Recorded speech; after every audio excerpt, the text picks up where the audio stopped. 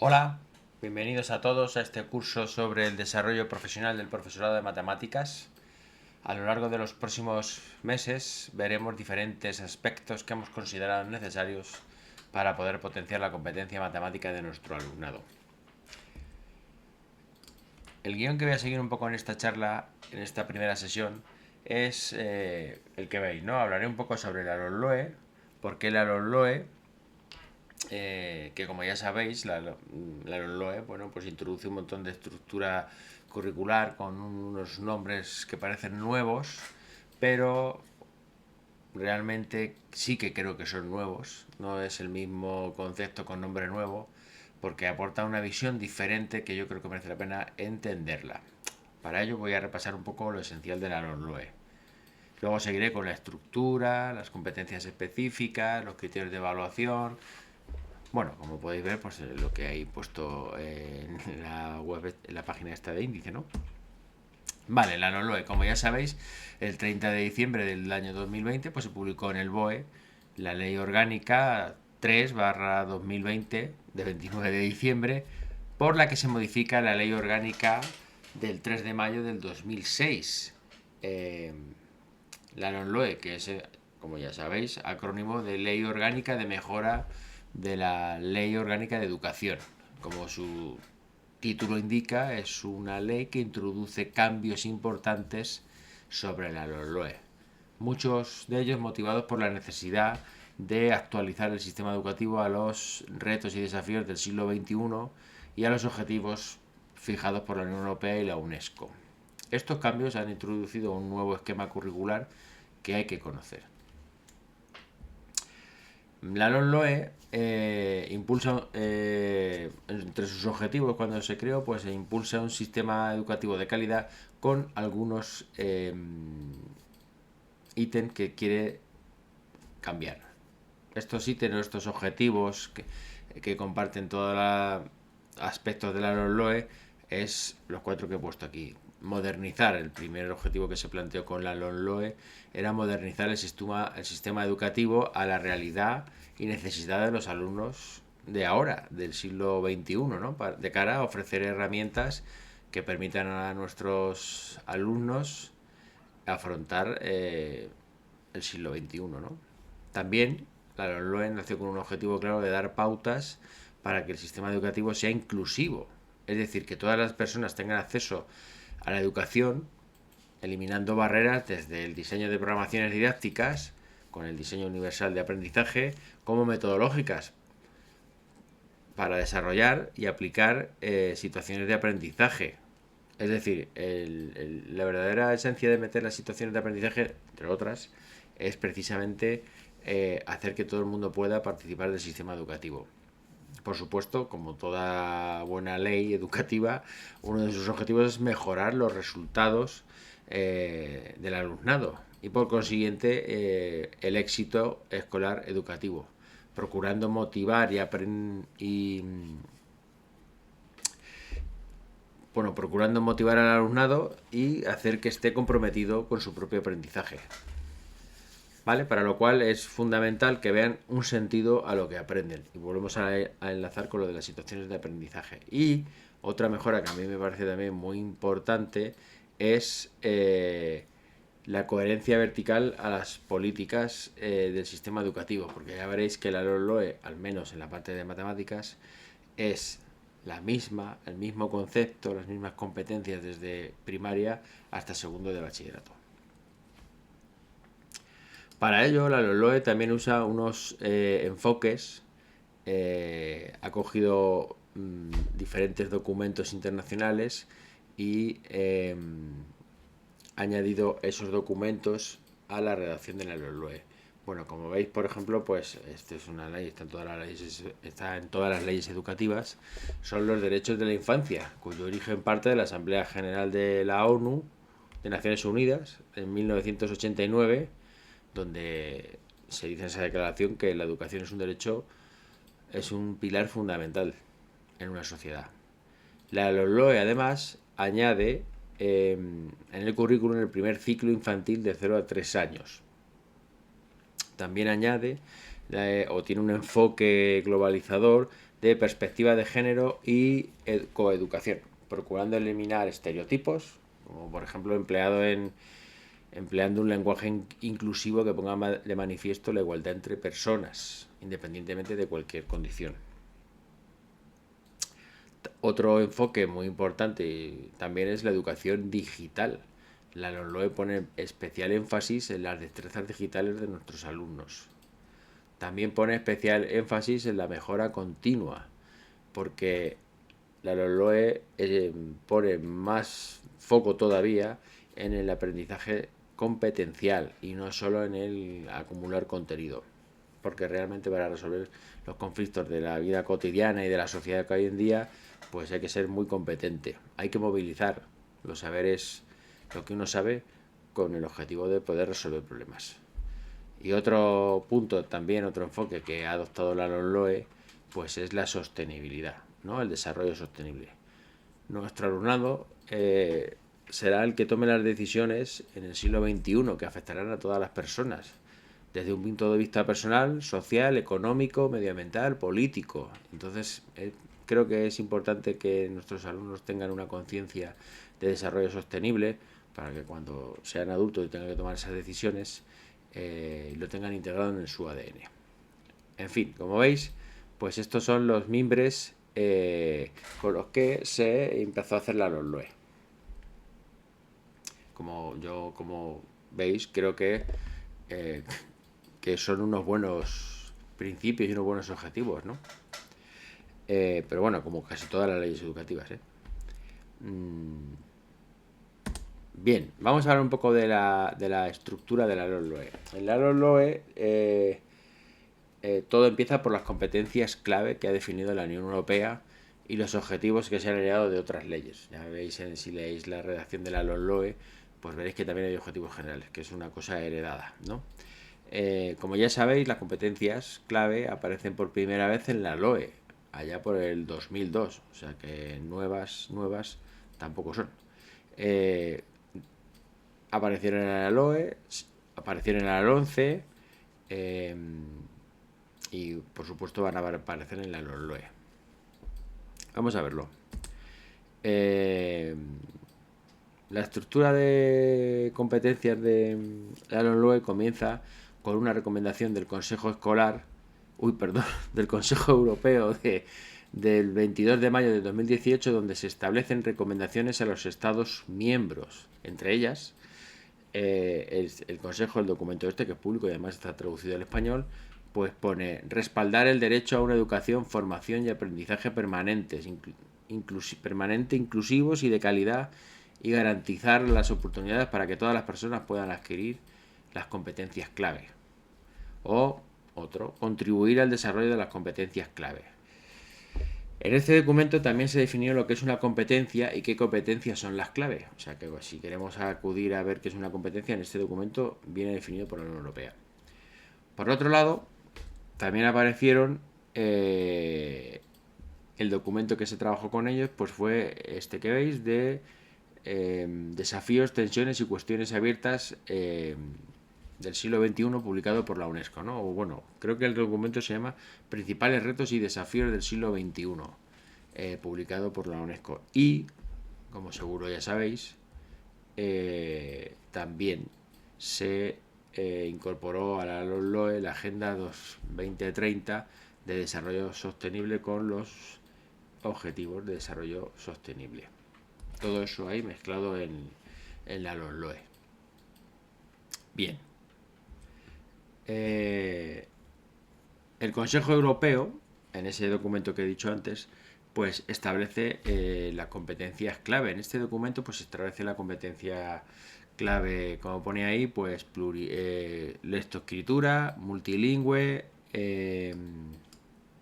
competencia matemática y competencia en ciencia, tecnología e ingeniería, competencia digital, competencia personal, social y de aprender a aprender, competencia ciudadana, competencia emprendedora y competencia en conciencia y expresiones culturales. Estas son las competencias que define la Unión Europea. Bien, llegó a España y si os fijáis, que se nota muy poco cambio, lo voy a volver a poner. nosotros definimos las competencias como vienen ahí: competencia lingüística, matemáticas, y bueno, casi son las mismas. Lo único que cambia un poco es la plurilingüe, porque yo no me voy a meter ahí un poco en disquisiciones de plurilingüe, multilingüe. Aquí los expertos consideraron que era mejor llamar plurilingüe.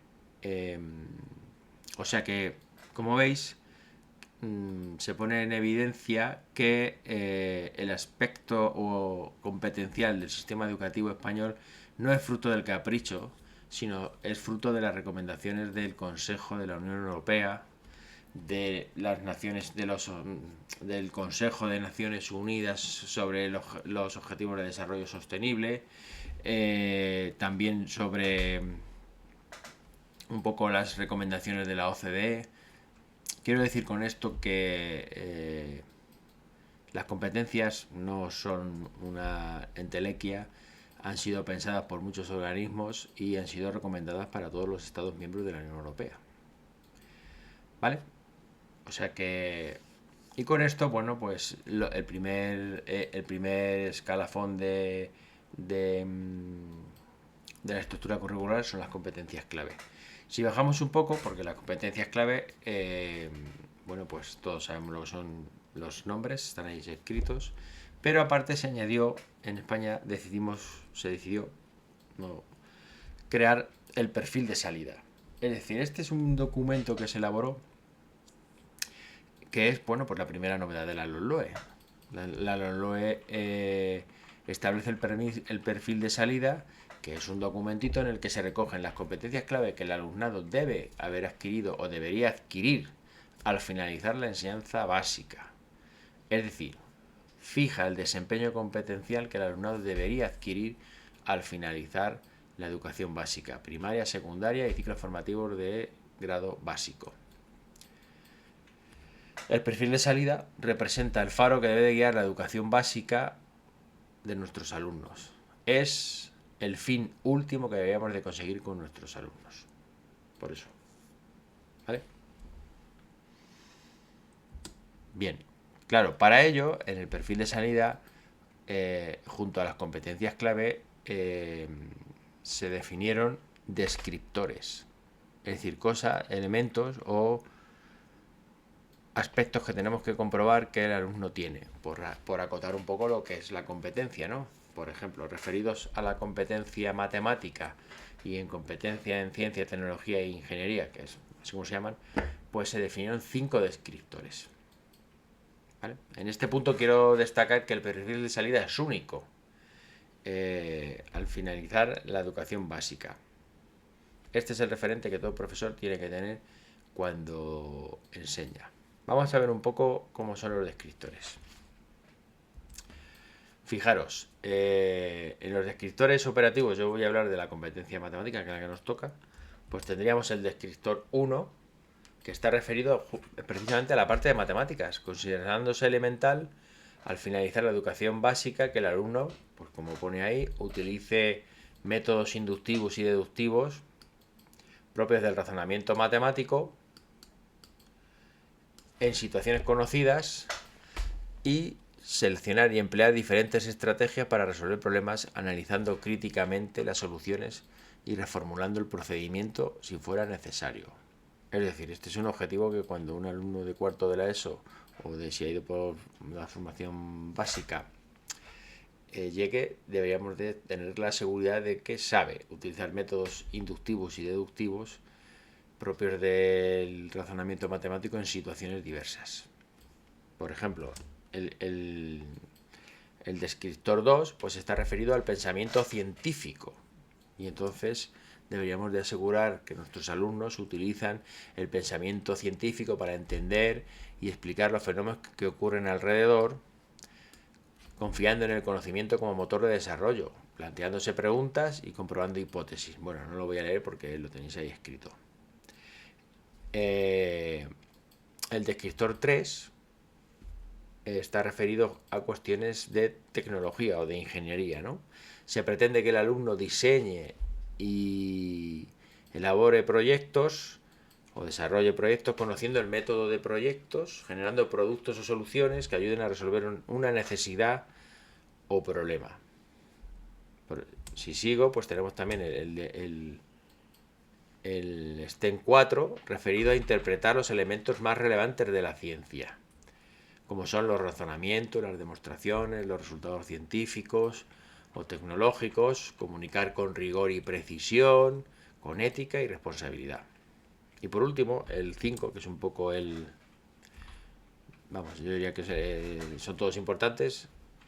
Bueno, no quiero decir eso. Me refería a que es un poco diferente porque está referido a cuestiones de ser conscientes de la necesidad de promover la salud física, mental y social, respetar el medio ambiente y aplicar principios éticos cuando realicen proyectos que puedan transformar el mundo. Como veis, tampoco es un descriptor baladí, porque hoy en día lo de la ética no está de más. Y además, en eso que he dicho antes de que la LOE quería globalizar y dar continuidad, pues fijaros que si os pongo aquí los descriptores que van desde primaria a bachillerato, pues veis cómo van aumentando. Cierto es que el perfil de salida está solo es para el que termina la educación básica. O sea que esos descriptores que he visto antes es para el perfil de salida cuando un alumno termina la educación básica. Pero es verdad que esos descriptores se quedaban un poco alejados para un alumno de primaria y no se quedaban como superados por un alumno de bachillerato. Entonces se decidió crear también unos descriptores al finalizar la etapa de primaria y al finalizar la etapa de bachillerato. Y se intentó hacer con una armonía y una continuidad. Como podéis ver aquí tenéis el mismo descriptor. El STEM 1, por ejemplo, en primaria, secundaria y bachillerato. En secundaria es justo el que hemos visto antes y en primaria lo tenéis ahí la redacción y en bachillerato también. Como veis, pues hay una progresión. Por ejemplo, en primaria pues vemos que utiliza de forma guiada, en secundaria vemos que utiliza y en bachillerato pues vemos que selecciona y utiliza, es decir, vamos subiendo un poco como los verbos estos de la taxonomía de Bloom, ¿no? O también, como veis, pues emplea estrategias dadas por el profesor en primaria, emplea estrategias entre un abanico dado por el profesorado o emplea diversas estrategias ya buscadas por el alumnado. Es decir, hay una continuidad en la progresión de los descriptores. Así que tenemos las competencias clave que están definidas por el Consejo Europeo, pero también hicimos aquí en la legislación el perfil de salida con sus descriptores. Bueno, si seguimos bajando en el esquema, bueno, fijaros que lo he puesto aquí, pues tenemos los objetivos, las competencias clave, el perfil de salida, y ahora ya sí nos metemos en matemáticas. ¿Vale? Porque es verdad que antes las competencias clave estaban ahí por encima de todas las asignaturas y todos teníamos que trabajar las competencias clave, pero la verdad es que se hacía difícil, ¿no? Bueno, pues aquí hemos añadido la LOE ha añadido como una capa en medio que son las competencias específicas. Es una capa de concreción que personalmente pues nos facilita la vida, porque ahora veréis que yo ahora en mi asignatura pues tengo que trabajar mis competencias específicas de mi materia. Vamos a verlas. Mirad, ¿qué es una competencia específica de matemáticas, no? Bueno, pues como ya sabéis, son los desempeños que se consideran imprescindibles para que el alumnado pueda resolver problemas matemáticos en contextos específicos, ya sean académicos, profesionales o cotidianos, ¿vale? Es decir, una competencia específica en matemáticas, pues son los desempeños imprescindibles para que un alumno resuelva problemas cuando los necesite, ¿vale? También podríamos decir que es un conjunto de integrado de conocimientos, habilidades, actitudes y valores que el alumnado necesita para resolver problemas matemáticos en contextos específicos, ya sean académicos, profesionales o cotidianos. Vale, pero esta definición, como podéis ver, pues es muy amplia, ¿no? Así es que nos dedicamos a acotarlas y decidimos primero cómo hacer grupos, que esto no aparece así expresamente en la LOE, pero es lo que está. Las competencias del currículum, las competencias específicas de matemáticas, están agrupadas en 4 bloques cognitivos y un bloque socioafectivo. Después de mucho leer y analizar diferentes sistemas educativos, se definieron como bloques competenciales que agrupaban las competencias específicas. Estos bloques competenciales pues son los que estáis viendo en la pantalla. La resolución de problemas, el razonamiento y prueba, las conexiones, la representación, la comunicación, aunque aquí las he puesto juntas, y además se añadió pues unas competencias socioafectivas porque realmente pues todos los que damos matemáticas sabemos que tenemos un problema con no me gustan las matemáticas, odio las matemáticas, a mí los problemas se me dan mal, además eh, la gestión de las emociones de que no me sale el problema y me frustro, la falsa creencia de que las matemáticas solo se dan bien al que se le dan bien, es decir, esto se llama la falsa creencia del talento matemático, o la creencia de género, es decir, las matemáticas se dan bien a los chicos, pero no a las chicas. Entonces, bueno, pues se decidió que había un verdadero problema en ese aspecto y entonces se puso una competencia, un bloque competencial de socioafectivo,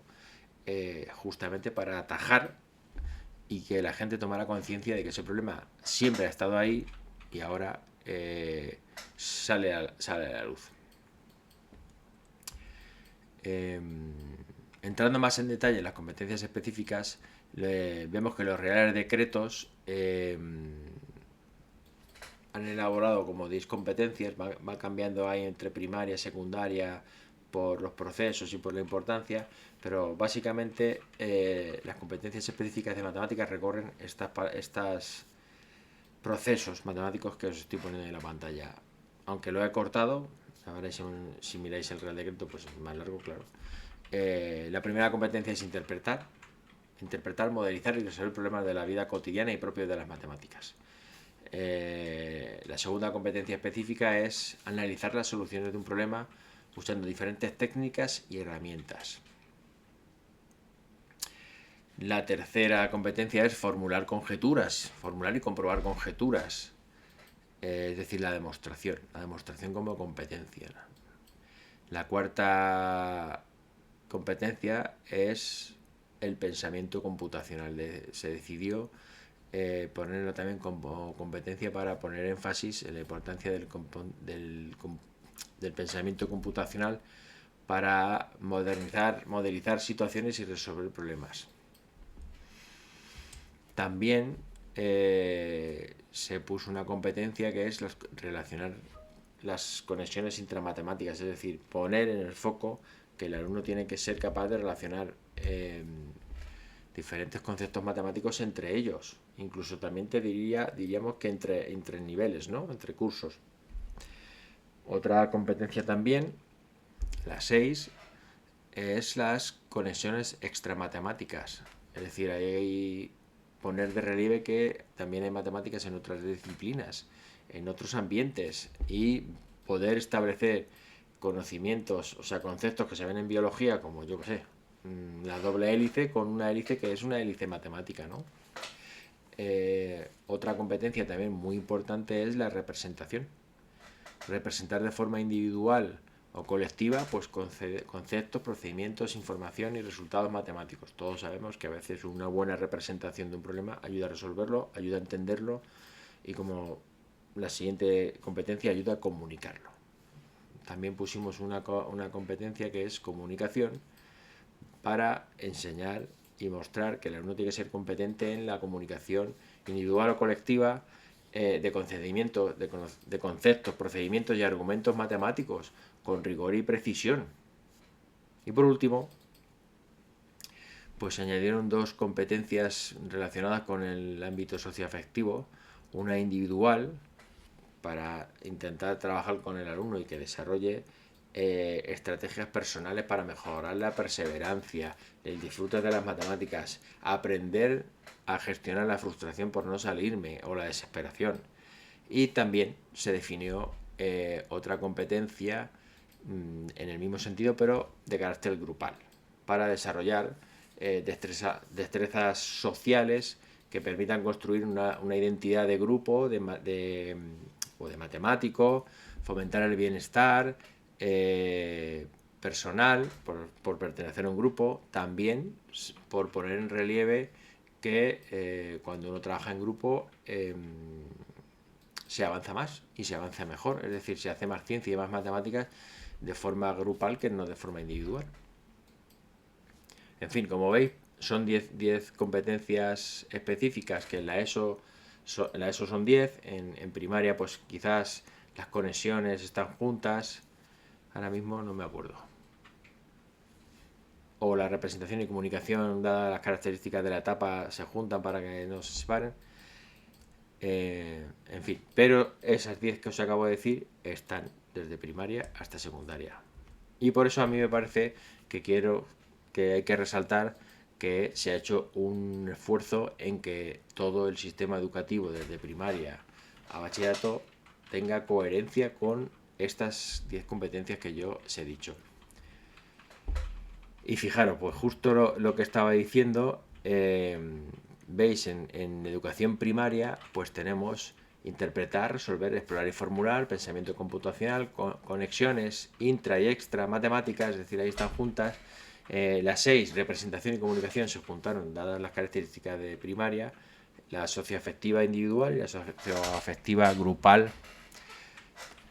En secundaria las conexiones se separan y representación y comunicación también. Y en bachillerato, pues se mantienen todas y las socioafectivas se juntan. En el bachillerato se optó por juntar las socioafectivas en una sola, ya que en teoría ya se han trabajado en etapas anteriores y se consideró que era necesario 2 competencias distintas. Además, también se adecuaron las competencias a las diferentes modalidades del bachillerato. Vamos a ver ahora cómo es una competencia específica, ¿vale? Con el fin de plasmar todo lo anterior, las competencias específicas se redactaron con una estructura muy determinada. Todas las competencias específicas que están puestas en los reales decretos cumplen 3 preguntas. Dan respuesta a 3 preguntas. ¿Qué se quiere enseñar? ¿Cómo se debe enseñar? ¿Y para qué se quiere enseñar? Si os fijáis bien en los reales decretos, yo solo hablo de los reales decretos, no puedo hablar de los decretos de las comunidades. Cada competencia responde a esas 3 preguntas. Vamos a verlo, por ejemplo, con la competencia específica de conexiones intramatemáticas. Y nos hacemos las preguntas. ¿Qué quiere enseñar esta competencia? Pues quiere enseñar a identificar las matemáticas implicadas en otras materias y en situaciones reales susceptibles de ser abordadas en términos matemáticos.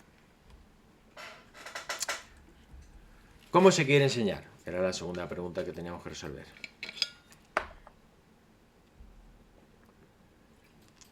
Pues lo vamos a enseñar interrelacionando conceptos y procedimientos, obviamente, ¿no? ¿Y para qué quiero enseñar esto? ¿Para qué quiero enseñar esta competencia?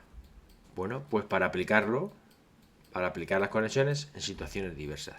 Como veis, hay 3 parrafitos. Si los junto, sale el enunciado de la competencia 5. Es decir, que la competencia, todas, pero en este ejemplo, responde a qué se quiere enseñar, cómo se quiere enseñar y para qué se quiere enseñar. Claro, y yo he dicho antes que es una capa de concreción entre mi asignatura y mi aula y las competencias clave. ¿Qué relación habrá? Pues fijaros, si cojo la competencia 6, que es las conexiones con otras materias, fijaros, os he puesto sin colores las preguntas para que, como ya sabéis lo que significa. La competencia 6 dice: identificar las matemáticas implicadas en otras materias y en situaciones reales, susceptibles de ser abordadas en términos matemáticos, interrelacionando conceptos y procedimientos para aplicarlos en situaciones diversas. Yo trabajo esta competencia específica, pero se hizo un esfuerzo para relacionarme mi competencia específica de mi materia con los descriptores de las competencias clave. Y entonces, abajo, en el Real Decreto, después de la descripción de la competencia, viene una frase que dice: esta competencia específica se conecta con los siguientes descriptores del perfil de salida. Por ejemplo, esta en particular se conecta con el STEM 1, STEM 2, competencia digital 3, competencia digital 5, competencia conciencia y cultura 4. No, CC es competencia ciudadana, perdón. Competencia emprendedora 2, competencia emprendedora 3. Bueno, lo he puesto aquí más bonito. Es decir, que yo, al trabajar la competencia 6, estoy trabajando todos esos descriptores de las competencias clave. Y este esquema que estáis viendo está hecho para cada competencia específica. Es decir, que yo ahora ya solo me tengo que preocupar de trabajar mis competencias específicas, que además son propias de mi materia. Trabajando esas, trabajo las competencias clave. Esto no pasaba en la LOE, ni en la LONCE.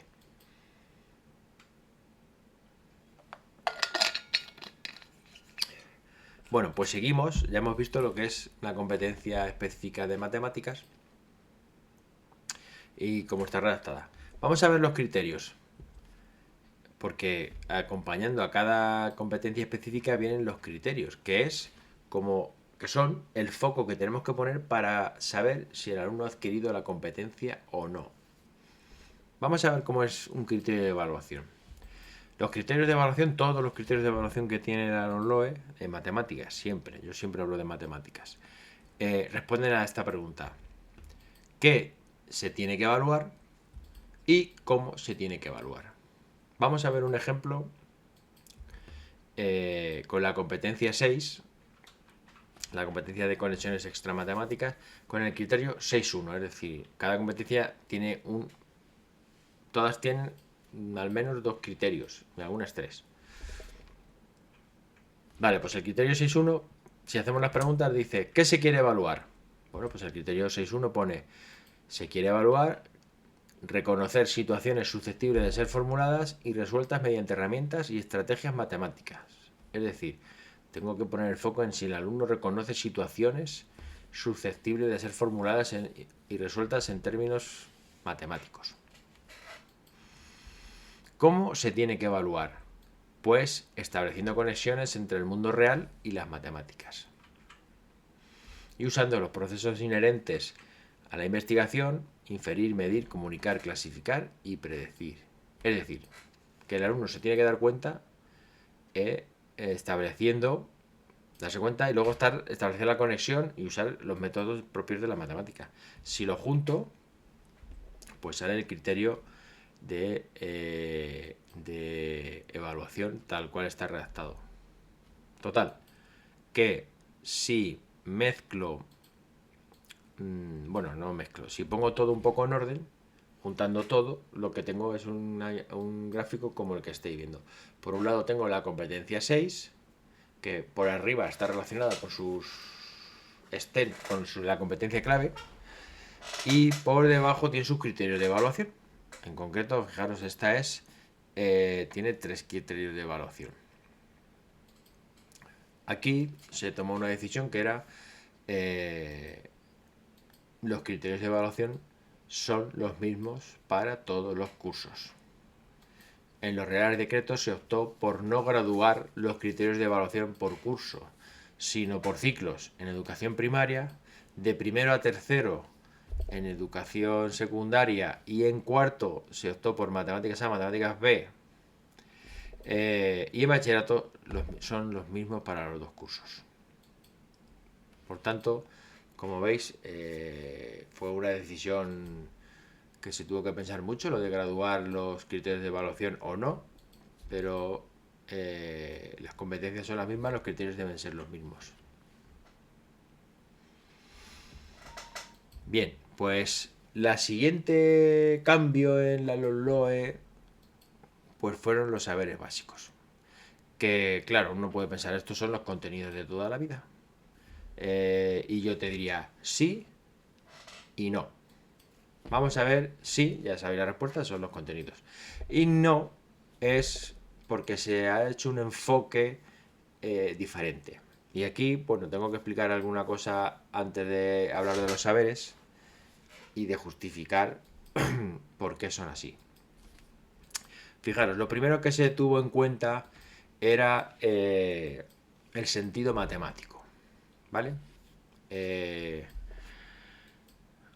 ya, si os acordáis de lo al principio, pues hablamos de que queríamos dar el diseño universal de aprendizaje, queríamos hacer una cosa competencial, queríamos que uno supiera hacer. Entonces, uno lo primero que se piensa, que se reflexiona es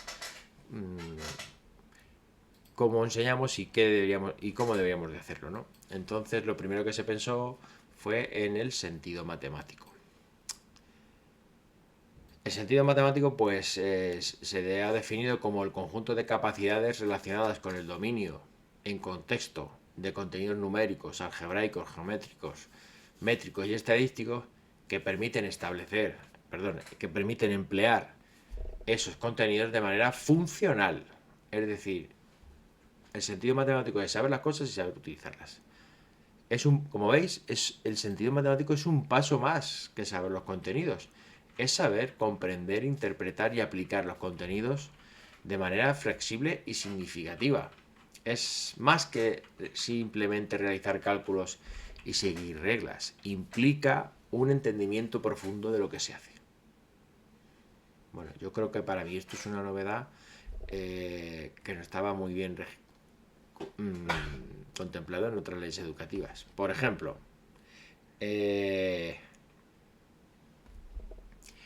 imaginaros que estamos estudiando la interferencia constructiva de dos ondas luminosas, ¿no?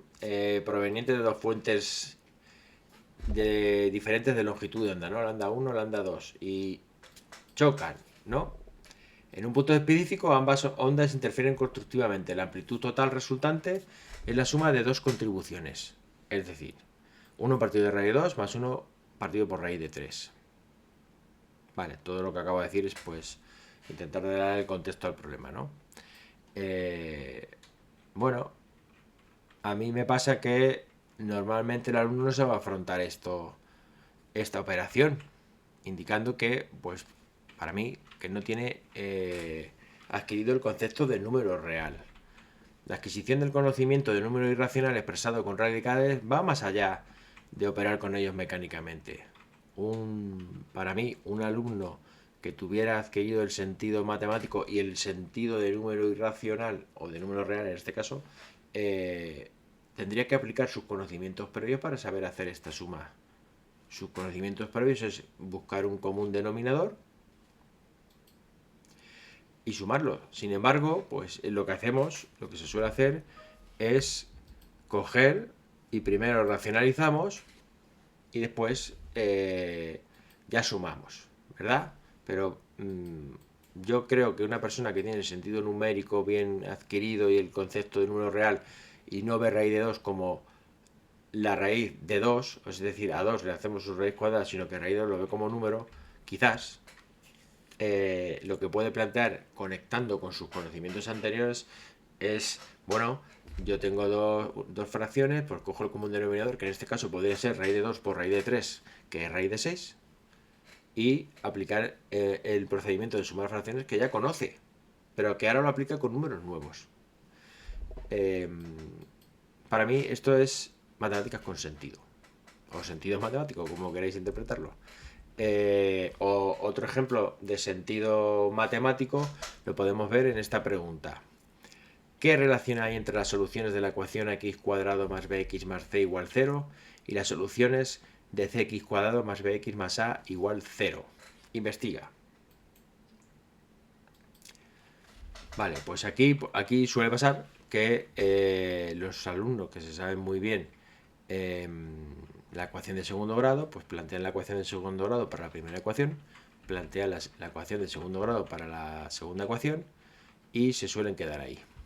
Aquí tenéis, por ejemplo, el intento de un niño que intentó, bueno, creo que intentó cuadrar la ecuación de segundo grado, ¿verdad? Por eso divide entre a, pero se quedó ahí, no llegó más. Sin embargo, aquí tenéis el ejemplo de otra niña, o niño, ya no sé quién era, que, bueno, pues ella dijo, yo me voy a poner una ecuación de segundo grado. X cuadrado más 3x más 2 igual 0. La voy a resolver con mi fórmula, que para eso me la sé. Y sacó que las soluciones eran menos 1 y menos 2. Y ahora, en un ejercicio de sentido matemático y de relacionar lo que ya sabe, cambió los coeficientes en la ecuación y ahora tenía la ecuación 2x cuadrado más 3x más 1, la volvió a resolver y obtuvo menos un medio y menos 1. Y ahí conectó, porque fijaros, la ecuación de arriba, las soluciones son menos 1 y menos 2 y abajo da menos un medio menos 1. Y... Vale, y si... Y da una respuesta. Si cambiamos la A por la C, pues nos da un resultado inverso. Esta chica, para mí, fue un paso más, o chico. Fue un paso más porque, aunque no lo ha demostrado de forma general, pero sí veis que ha tenido herramientas suficientes para aplicar su conocimiento, en este caso saber la fórmula de segundo grado, la resolución, para poder dar respuesta a la pregunta. Eso es sentido matemático. Y bueno, la investigación nos dice que hay diferentes sentidos matemáticos. Vamos a repasarlos. Está el sentido algebraico. El sentido algebraico amplía la visión del álgebra. No solo como sistema organizado de símbolos para modelizar situaciones, sino como una forma de ver lo general en lo particular, de generalizar y de expresar esa generalización de forma simbólica. ¿Qué quiero decir con esto? Pues que el sentido algebraico es más que resolver ecuaciones. Y os voy a poner un ejemplo que seguro que a más de uno le ha pasado. A mí por lo menos me pasa. Empiezas a dar ecuaciones en primero o segundo, depende de cómo queráis, pero luego llegan a física y les ponen la fórmula de la presión de los gases y hay que despejar una letra y no saben despejar la letra, porque todo el rato hemos hecho ecuaciones con X o con la letra que uséis y de pronto llegan a física y está la ley de Boyle de la presión de los gases, del volumen de los gases, pues exige despejar una letra y no saben. Y yo creo que no saben porque el sentido algebraico no lo tienen. No tienen adquirido el sentido algebraico porque el álgebra es más que resolver ecuaciones. Es, bueno, pues como he dicho antes, es saber lo que es una variable, ver lo general en lo particular, ser capaz de generalizar, ser capaz de ver una propiedad y generalizarla. En fin, es más que trabajar con letras. Otro sentido matemático, también documentado y todo, es el sentido espacial. El sentido espacial es fundamental para comprender y apreciar los aspectos geométricos del mundo. Está constituido por la identificación, representación y clasificación de formas, el descubrimiento de sus propiedades y sus relaciones, la descripción de sus movimientos y el razonamiento con ello. Es decir, el sentido espacial se puede ver en las destrezas que un sujeto tiene para registrar y representar formas, para reconocer sus propiedades, para identificar relaciones entre ellas, para ubicarlas y describir sus movimientos. Es decir, es más que calcular áreas. Entre otras cosas, vais a ver que hay otro sentido dedicado a eso. Bien, el tercer sentido es el sentido estocástico, que comprende el análisis y la interpretación de datos, la elaboración de conjeturas y la toma de decisiones a partir de la información estadística, su valoración crítica y la comprensión y comunicación de fenómenos aleatorios en una amplia variedad de situaciones. Es decir, es más que hacer la media y la desviación típica. Es la capacidad para hacer frente a una amplia gama de situaciones que implican el razonamiento y la interpretación de datos, la elaboración de conjeturas y la toma de decisiones según la información estadística. O sea que realmente el sentido estocástico es un poco más amplio que hacer medias y desviaciones típicas. El cuarto sentido, pues es el sentido de la medida. El sentido de la medida, pues como tenéis ahí escrito, es necesario para comprender y comparar atributos de los objetos y los seres vivos de nuestro mundo, así como de la medida de la incertidumbre.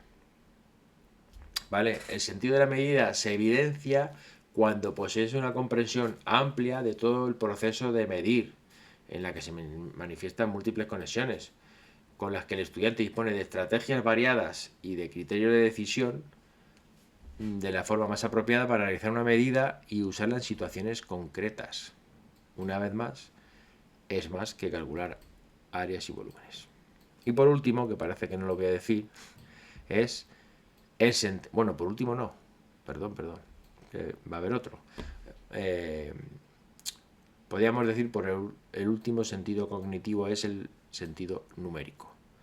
El sentido numérico se concentra en comprender los conceptos y estructuras numéricas como referentes para actuaciones básicas como contar, ordenar, cuantificar, operar y clasificar, así como emplear con coherencia sus diferentes modos de representación. Es decir, el sentido numérico se caracteriza por la aplicación del conocimiento sobre numeración y cálculo en diferentes contextos, utilizando sus propiedades y modos de pensar de forma flexible para resolver lo que aparezca.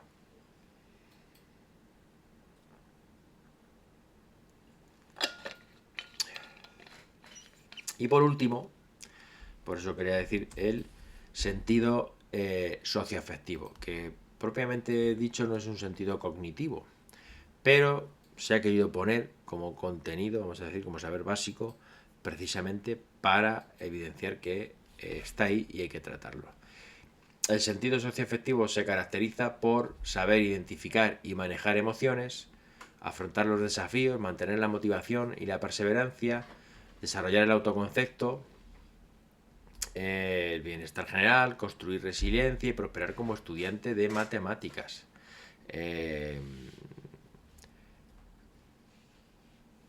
Pues el sentido socioafectivo yo creo que es muy importante, yo lo veo cada día en las aulas, para enseñar a tratar la frustración, la perseverancia, la importancia de trabajar en equipo, en fin. No se toma muy en serio, pero yo creo que es un sentido muy importante. Dentro de los sentidos, eh, dentro de los sentidos también se agruparon por grandes ideas, que es otra cosa nueva que antes no aparecía. Las grandes ideas, bueno, también está todo documentado, quiero decir, la ley es una ley muy basada en la evidencia científica. Las grandes ideas son principios fundamentales que subyacen a muchos conceptos matemáticos y que permiten a los estudiantes desarrollar una comprensión profunda y duradera de la materia. Estas grandes ideas facilitan la conexión entre los diferentes conceptos y áreas matemáticas, promoviendo una visión integral y aplicada del conocimiento matemático. Por ejemplo, aquí tenéis un resumen de las grandes ideas que se han puesto en los diferentes sentidos. Bueno, ya sabéis que el CEMAT, el Comité Español de Matemáticas, elaboró un documento que pues en el Ministerio se usó mucho para elaborar los sentidos y las grandes ideas y qué se debía hacer más y qué se debía hacer menos. En ese documento pues se considera que grandes ideas de sentido numérico pues son el conteo, la cantidad, el sentido de las operaciones, las relaciones, el razonamiento proporcional, la educación financiera, o por ejemplo en el sentido algebraico que decía antes, que es mucho más que resolver ecuaciones, pues están como grandes ideas patrones, y claro que esto es una gran idea, desde patrones que pueden ser una serie de objetos que se ven en primaria, hasta patrones numéricos que muchos dirían sucesiones, o hasta ver regularidades en bachillerato, ¿no? Patrones, modelo matemático, variable, igualdad y desigualdad, relaciones y funciones, pensamiento computacional, aunque hay que decir que el pensamiento computacional estaría como sobrevolando por todos los sentidos, pero bueno, se decidió meterlo en sentido algebraico. Por ejemplo, también en el sentido de la medida, como grandes ideas, magnitud, medición y estimación y relaciones. Y, por ejemplo, como acabo de decir, pues el currículum pone énfasis en la adquisición de sentido matemático en las experiencias de aula. Es decir, la esencia de la LOE es que el alumno experimente las matemáticas. Y entonces se han redactado los saberes de tal forma que al leerlo se interprete que son acciones que hay que hacer, que el alumno tiene que hacer. Es decir, que se evidencie el carácter experiencial del contenido. Así, por ejemplo, si me voy al sentido algebraico al apartado 5 de relaciones y funciones, pues va a aparecer este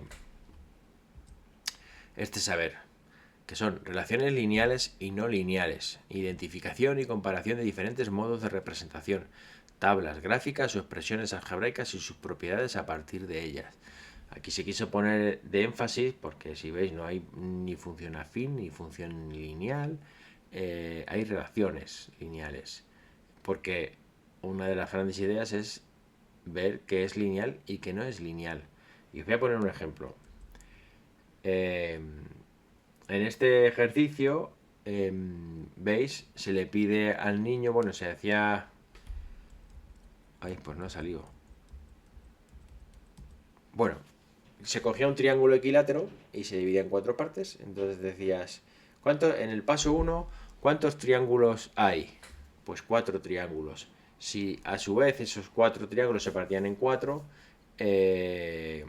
pues hay 16 triángulos. Bueno, se les ponía un patrón geométrico, ¿no? El triángulo, y completaban la tabla. 1, pues como podéis ver ahí, 4, 16, 64, 256, 1024. Y entonces se le preguntaba, escribe la expresión que relaciona el número de orden con el número de triángulos. Bueno, como no saben redactar en Word, pues ponen igual a 4 elevado a x. Y luego yo preguntaba, ¿cuántos triángulos habrá si x igual a 10? Y fijaros la respuesta de este alumno o alumna. Si x, que en este caso sería el número de orden, es igual a 10, sería el número de triángulos, podemos aplicar una regla de 3, haciendo que 1 igual 4, x igual 10. Esto se resuelve haciendo 10 por 1 dividido entre 4 y el resultado sería 2,5. Habría 2 triángulos y medio. Tú fijaros la de cosas que aquí el alumno está haciendo, vamos a decir, mal. Primero, no se da cuenta que eso no es lineal, a pesar de que ha puesto 4 elevado a x. Segundo, está aplicando la regla de 3, cosa que la aplica porque no tiene claro lo que es lineal. Luego me está poniendo que 1 es igual a 4 y que x es igual a 10. Tampoco estoy viendo ahí la proporcionalidad de la regla de 3. La frase está simplemente aplicando la fórmula de la regla de 3. Y luego además dice la respuesta 2 triángulos y medio, y no razona absolutamente nada de si su respuesta está bien o está mal, que esa es la competencia 2, acordaros. Con lo cual, pues evidencia que, bueno, que no está dándose cuenta de lo que es lineal y lo que no es lineal. Y no estaba hablando de ejercicios de exponenciales y nada, eran ejercicios de patrones. Lástima que no me salió el dibujo del patrón, pero era un ejercicio de patrones, conectando con la actividad lineal. Bueno, pues siguiendo, pues vamos al último paso o al último escalafón, que es el más abajo, porque fijaros, ya hemos visto las competencias clave, las competencias específicas, los criterios de evaluación, los saberes básicos que están redactados de forma que muestran un poco la acción o el carácter experiencial que debería de tener ese contenido. Y por último queda un poco las situaciones de aprendizaje, que es esa cosa que ha aparecido nueva en la LOE, que está todo el mundo de cabeza, pero que sin embargo Guy Brusseau en los años 70 ya definió las situaciones didácticas, que es como el germen de esto, ¿no? Fijaros, la definición que aparece en el Real Decreto es muy amplia y es como un conjunto estructurado de tareas y actividades significativas y relevantes que facilitan el desarrollo de las competencias a través de la activación de los saberes básicos, en la resolución creativa, cooperativa y dialogada de retos o problemas relacionados con la realidad, los intereses y las necesidades del alumnado.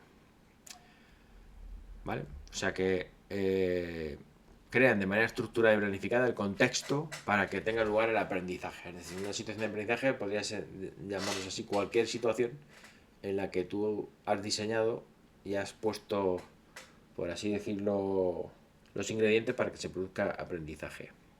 Cuando uno le da vueltas a precisamente qué ingredientes tengo que poner ahí en el caldero para que me garantice un poco el aprendizaje, pues surgen algunas cosas que os voy a contar ahora. ¿Vale? Eh, y aquí hay mucho debate sobre lo que es situaciones de aprendizaje grandes, pequeñas, de una clase, de dos clases, de un trimestre, trabajo por proyectos. Pero bueno, yo quiero deciros algunas indicaciones que debería de tener una situación de aprendizaje eh, para que, o sea, los ingredientes para que mi receta tenga alguna probabilidad de éxito. Fijaros, lo primero se recomienda es que la situación de aprendizaje que plantee, pues de respuesta, o sea, plantee una pregunta, un reto o un desafío. Es decir, que empecemos, en la medida de lo que se pueda siempre, que nuestra situación de aprendizaje trate de dar respuesta a una pregunta o a un reto, ¿no? Lo otro es que la situación que diseñemos pues sea significativa y motivante. Esto pues hay que decirlo siempre, ¿no? Si hacemos una situación de aprendizaje y no tenemos por lo menos en nuestra mente que sea significativa y que motive al alumno, pues apague y vámonos. Eh, por otro lado, también se recomienda que use metodologías activas. Aquí no me voy a meter mucho, porque bueno, no me voy a meter mucho en casi nada de situaciones de aprendizaje porque va a haber una charla de situaciones de aprendizaje y otra charla de metodologías activas, pero sí se recomienda usar metodologías activas, ¿no? Como un proceso interactivo de comunicación profesor-estudiante, estudiante-estudiante, estudiante-material didáctico, estudiante-medio, que potencie ese carácter experiencial que queremos que el alumno tenga para que experimente y transfiera los saberes básicos a su cabeza. Algunas que os van a contar mis compañeros pues son basados en aprendizaje basado en proyectos, aprendizaje operativo, aprendizaje a servicio, en fin. También se recomienda pues que estén contextualizadas, ¿no? Eh, y que tengan que sean contextualizadas y que cumplan, por ejemplo, el diseño universal de aprendizaje, que también os darán una charla sobre eso, en la que, por ejemplo, pues la situación proporcione múltiples formas de implicación, proporcione múltiples formas de representación, porque cada niño, bueno, entra a la situación, puede entrar por un camino diferente, y que proporcione múltiples medios de acción y de expresión, es decir, bueno, que sí, que no solo haya un camino para resolver y no solo haya una forma de expresar ese camino. Son como ideas del diseño universal de aprendizaje que ayudan a que cuando tú planteas una situación, si hay diferentes formas de implicar o hay diferentes enfoques y el niño cada niño lo puede interpretar por una manera y se puede implicar por caminos diversos, o lo de múltiples medios, pues yo qué sé, a un niño se le da bien escribir, a otro niño se le da bien dibujar, a otro niño se le da bien grabar un vídeo. Si planteamos una situación en la que la respuesta se puede dar de diferentes formas, pues estamos ayudando. También, claro, por supuesto, tienen que ser situaciones de aprendizaje que transfieran el conocimiento. Debería promover la máxima generalización de los aprendizajes. Y ya, bueno, ya puestos a pedir, pues que si puede estar relacionado con los retos del siglo XXI y los ODS, que no los voy a decir, los retos del siglo XXI y los ODS, porque ya lo sabéis. Eh, También, súper importante, que es quizás el tema más difícil, es que las situaciones de aprendizaje deberían de evaluar aprendizajes, es decir, deberían de evaluar desempeños de más que contenidos, ¿no? Desempeño más que contenidos. Este es el punto clave de la LOMLOE y de las situaciones de aprendizaje, porque claro, evaluar desempeño es complicado. Es complicado, primero porque claro, hay que evidenciar que el niño ha adquirido ciertas competencias y cierto desempeño, pero también sin dejar de lado, que es la parte que voy a decir controvertida, sin dejar de lado los contenidos. Yo soy de los que piensa que uno no puede ser competente si no tiene contenidos. Uno no puede resolver situaciones si no tiene contenidos en su cabeza, ¿no? Lo que pasa es que, claro, ahora se pone un poco más en que el niño sepa resolver, más que sepa miles de fórmulas en su cabeza, ¿no? También, pues, se recomienda usar soportes analógicos y digitales, diferentes soportes, eh, y aparte de todo eso, bueno, pues trabajar en equipo, promover la reflexión crítica y reflexiva y creativa del problema. A ver si lo digo.